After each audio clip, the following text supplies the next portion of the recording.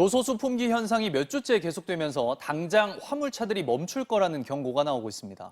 정부가 군 수송기를 동원해 호주에서 요소수 2만 리터를 수급하기로 했습니다. 이정은 기자입니다. 정부가 긴급하게 요소수 수급 계획을 내놓았습니다. 먼저 이번 주에 군 수송기를 동원해 완제품 요소수 2만 리터를 호주에서 수입해 오기로 했습니다. 개인들이 해외 직접 구매를 나서는 상황에서 요소 물량이 풀리는 날만 기다릴 순 없다는 겁니다. 또 군부대 등 공공부문이 확보하고 있는 요소수 예비 물량 일부를 긴급 수요처에 배정하기로 했습니다. 요소수를 만드는 데 필요한 원료인 요소 수입도 앞당기기로 했습니다. 일단 국내 요소 수입선의 97%를 차지하고 있는 중국 정부에 이미 계약돼 있는 요소 수만 톤의 통관 절차를 신속하게 하는 방법을 계속 협의하기로 했습니다. 수입 대체선으로 꼽히는 호주와 베트남 등에도 다음 달까지 수천 톤이 들어오도록 협의하기로 했습니다. 당장 이 물량이 들어오지 않으면 국내 요소수 생산 업체들은 3주 뒤 재료가 없어 요소수를 못 만들 상황이기 때문입니다. 통관 절차도 속도를 높이기로 했습니다. 요소나 요소수가 수입되면 긴급 통관으로 가장 먼저 처리하고 수입 요소수를 판매하는 데 필요한 검사 기간도 기존 20일에서 최장 닷새로 줄이기로 했습니다. 또 요소나 요소수 매점 매석 행위를 금지하고 환경부, 관세청 등이 합동으로 단속하기로 했습니다. 중장기적으로는 요소뿐 아니라 특정 국가 의존도가 높은 품목들을 조사해 수급 불안 가능성을 주기적으로 점검하겠다고 밝혔습니다. MBC 뉴스 이정은입니다. 이 요소수가 부족해서 물류 대란이 올 거란 위기감이 고조되고 있습니다. 중장기적인 근본적인 수급 안정 대책이 필요해 보입니다. 이어서 구민지 기자입니다. 청와대 국민청원 게시판에 요소수 문제를 해결해달라는 호소글이 연일 올라오고 있습니다. 이대로 요소수 수급이 안 되면 화물차는 물론 건설 장비까지 멈춰 곳곳에서 대란이 일어날 거란 겁니다. 그나마 몇 배 오른 가격에 단골 거래처에서 요소수를 구한 사람은 운이 좋은 편입니다. 비싸죠. 예전보다 비싸게 구하는 거죠. 어쩔 수 없이. 예전보다 배 이상 더 올랐죠. 한 3배 정도? 요소수를 못 구해 차를 세워놓은 화물차 운전자들이 하나둘 생기면서 화물 대란은 기우가 아닌 게 됐습니다.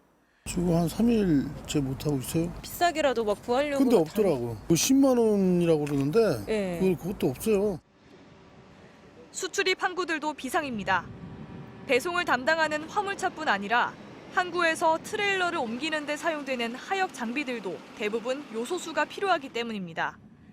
인천항과 부산항 주변에서도 이미 요소수가 동나고 있습니다. 인천은 마지막 요소수분이 들어왔고 3,000리터를 받기로 했는데 1,500리터만 들어왔다는 거예요. 부산에 전화를 했더니 부산에서는 이미 주유소에는 파동났다. 요소수가 필요한 화물차는 전국 200만 대로 추정됩니다. 호주에서 요소수가 수입되면 당장은 버티겠지만 중장기적으로 요소수 수급을 안정화할 방안이 필요하다는 지적이 나오고 있습니다. MBC 뉴스 구민지입니다. 단계적 일상회복 조치를 시행한 지 일주일이 지났습니다. 오늘부터 얀센의 추가 접종도 시작되는데요. 취재기자 연결합니다. 정동욱 기자, 얀센 접종자에 대한 추가 접종이 본격화되죠? 네, 돌파 감염 사례가 다른 백신보다 높게 나타난 얀센 접종자에 대한 추가 접종이 오늘 시작됩니다. 대상자는 얀센 백신을 접종한 뒤 2달 이상이 경과된 사람들로 모두 140만 명에 달합니다.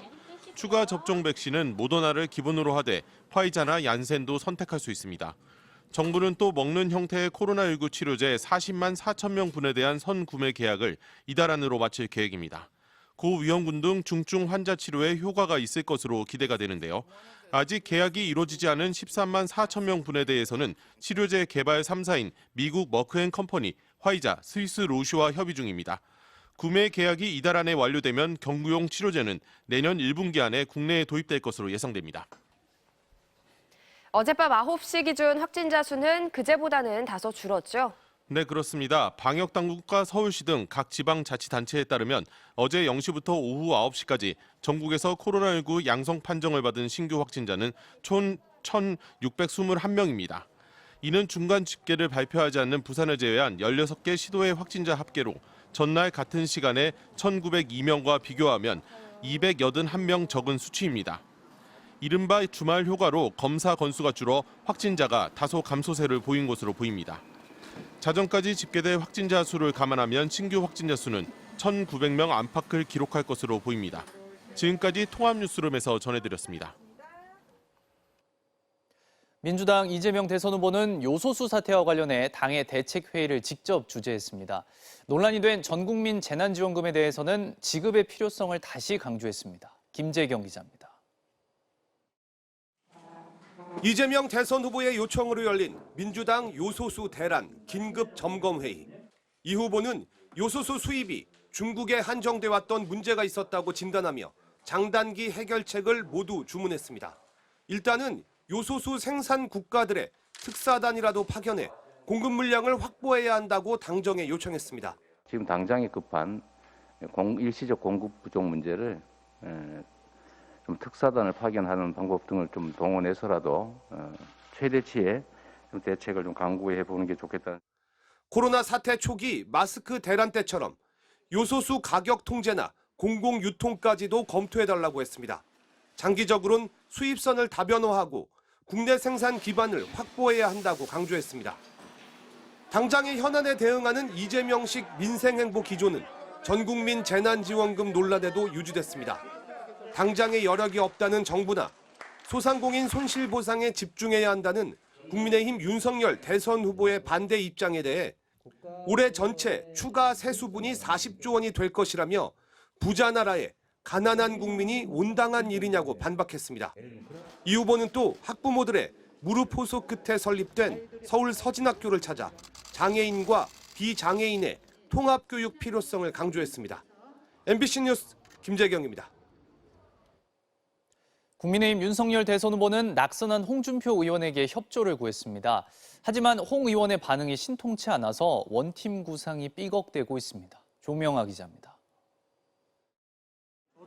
국민의힘 윤석열 대선 후보는 자신의 SNS에 경선 경쟁자였던 홍준표 의원을 선배님으로 부르면서 홍 의원의 짧은 낙선 연설은 뭉클했고 미소는 맏형다웠다고 추켜 세웠습니다. 그러면서 정권 교체를 위한 깐부라며 원팀 협조를 구했습니다. 윤 후보는 최대한 빨리 홍 후보를 만나겠다는 입장을 밝히기도 했습니다. 이 원팀으로 선거를 치르겠다고도 말씀을 하셨기 때문에 하여튼 제가 가장 빠른 시일 내에 한번 뵙고 이렇게 자리를 가질 생각입니다. 하지만 비슷한 시각에 나온 홍 의원의 입장은 냉랭했습니다. 자신의 역할은 종료됐다면서 특히 사상 최초로 검찰이 주도하는 비리 의혹 대선에는 참여할 생각이 없다고 선을 그었습니다. 사실상 선대위 불참 의사를 밝힌 것으로 해석돼 원팀 구상이 시작부터 삐걱거리는 게 아니냐는 우려가 나오고 있습니다. 지지자들 사이에서도 경선 후유증이 깊어지고 있습니다. 당 홈페이지에 당이 민심을 버렸다, 노인의 힘을 떠나겠다는 2030 세대 중심 홍 의원 지지층의 탈당 인증 게시글이 이어지자 윤 후보 지지자들이 가짜 당원은 빨리 탈당하라, 홍준표를 출당시켜라는 글을 올리면서 세대 간 비방전 양상으로 격화되고 있습니다. MBC 뉴스 조명아입니다.